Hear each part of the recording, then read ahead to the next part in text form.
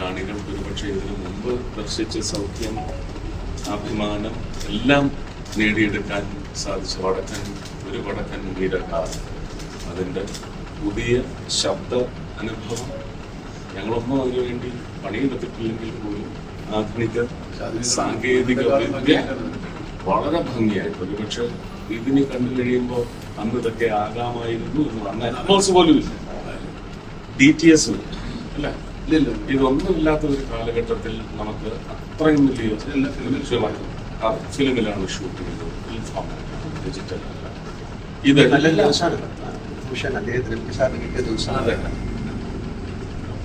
എല്ലാം കൊണ്ടും എനിക്ക് തോന്നുന്നു പുതിയ ഒരു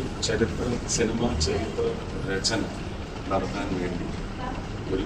ക്ലാസിക് സിനിമ, മാസ്റ്റർ പീസ് എന്ന് പറയുന്നത്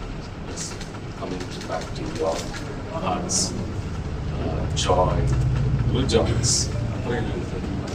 നമുക്ക് രണ്ട് ഭാഗത്തേക്ക്